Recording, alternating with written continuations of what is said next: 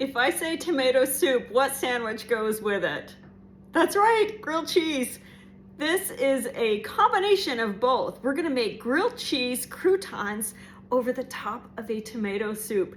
This is so delicious, and even a beginner baker or cook can pull this off. I'm going to chop up the carrots and the onion with the twist and chop. I'll make these just a little smaller. I'm going to put them in together. I'm putting this into soup today, so it's okay if it's all combined. You'll notice the post moves up and down.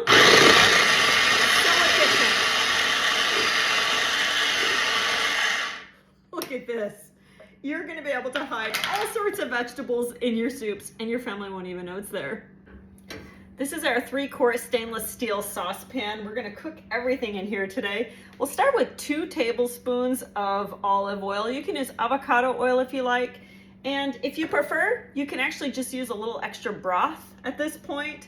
It's okay to saute vegetables in broth. We'll add all of these onions and carrots to the pan. I've got it on medium heat. We just need to saute these until they soften, about 3 minutes. Next, we'll add 2 cloves of fresh garlic. This is a clove. They're actually pretty big ones. We like a lot of garlic, so that's all right with us. When you press your own garlic, it doesn't have any preservatives in it. So that's a real preferable way to season your food. The stuff that comes in a jar has all sorts of stuff in it. And I believe once it's opened, it needs to be used up in a month. So true confession, if you've got one of those jars of pre-minced garlic in your house right now, how long's it been in the fridge? Maybe it's time to start using fresh garlic. You see how it minces it all up? So simple. And if you struggle with squeezing it with your hands, you can always lean the bottom on a cutting board and cook it or press it through that way. We add the garlic after the onions and carrots have sauteed a little bit because garlic cooks pretty quickly and you don't want to burn it. So right now we're just cooking it for about a minute until it gets fragrant, and that's all we want to do. Okay.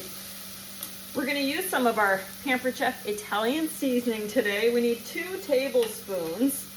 It sounds like a lot, but it's perfect for this recipe. I love our Italian seasoning. Have you tried this one? So delicious. Okay, let's get that combined. And now we'll go ahead and add some tomatoes. This is a big can of crushed tomatoes. It makes for a nice smooth soup. And then we're going to add 3 cups of chicken broth. This is broth that I had in the freezer. It's not even fully thawed, but it'll work. If you're using a boxed broth, I always recommend that you use a very low sodium one. Those things are loaded with sugar, or not sugar, but with salt. And I try not to overdo it. So that's why I like to cook my own. And I just store it in the freezer until we need it.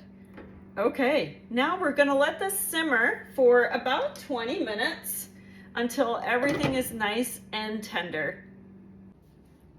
For our grilled cheese croutons, it's like making a regular grilled cheese sandwich, but we elevate it a little bit. I have 3 tablespoons of butter, and I added half a teaspoon more of our Italian seasoning.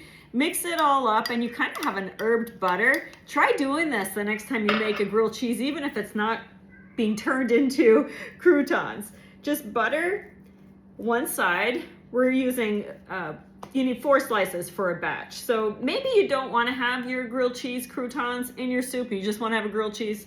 You can absolutely do what you like. You can make these as fancy as you want with fancy cheese. I'm using some sharp cheddar today. I just pulled it out of the freezer. Many of you have seen me freeze cheese before, and it's just been sitting out for a little bit. You don't even need to let it thaw.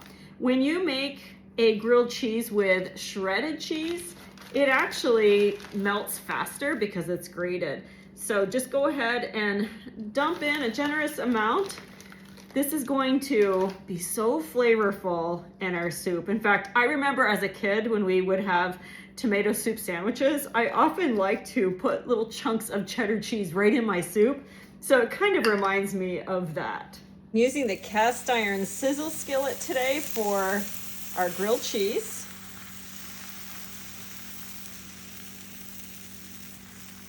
You want to have your heat be about medium or lower, and let it cook for about 1.5 minutes on each side.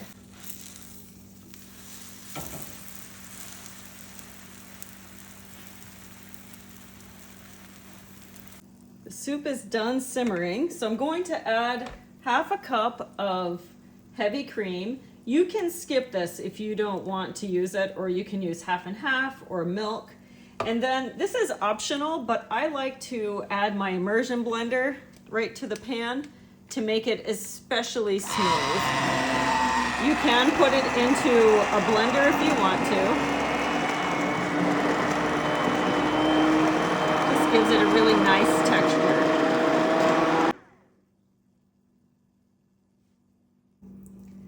I'm gonna go ahead and cut up our sandwiches into cubes.